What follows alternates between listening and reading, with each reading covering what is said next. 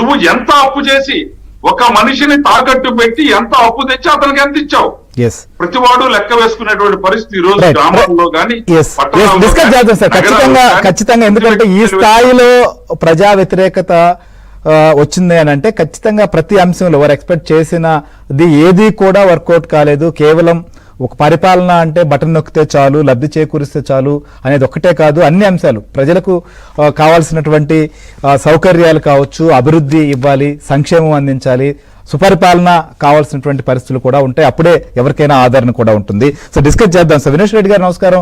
ఎట్లా చూస్తున్నారు? ఒక కూటమి ఏర్పడింది, కూటమి ఒక అద్భుత విజయాన్ని కూడా ఆంధ్రప్రదేశ్ లో కైవసం చేసుకున్నటువంటి పరిస్థితి.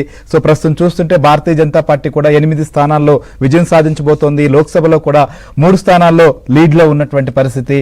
భారతీయ జనతా పార్టీకి ఈ స్థాయిలో సీట్లు వస్తాయని చెప్పి కూటమి ఇంతటి విజయం సాధిస్తుందని చెప్పి మీరు భావించారా? ప్రస్తుతం వస్తున్నటువంటి ఫలితాల పట్ల మీ స్పందన ఏంటి? ముందుగా మీకు ఏబిఎన్ ప్రేక్షకులకి ప్యానెల్లో పెద్దలకి నా నమస్కారాలు. మీకు నేను ఒక విషయం చెప్పాలి శ్రీహరి గారు.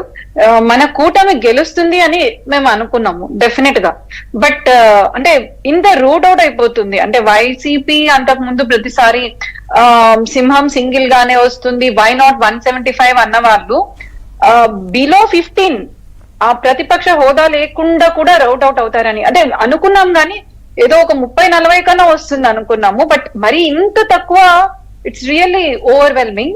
బట్ మీరు కారణాలు చూసారనుకోండి, ఈ వ్యతిరేకత అనేది ఫస్ట్ టైం మాకు ఎప్పుడు అర్థమైందంటే మనకు ఎమ్మెల్సీ ఎలక్షన్లు జరిగాయి, మీకు గుర్తుందో లేదు.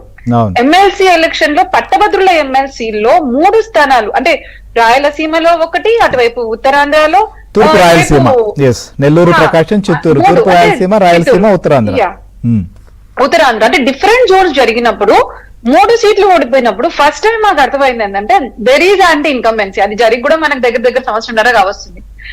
అప్పుడు ఏమన్నారంటే అంటే అందరి థాట్ ప్రాసెస్ కూడా ఓకే మాకు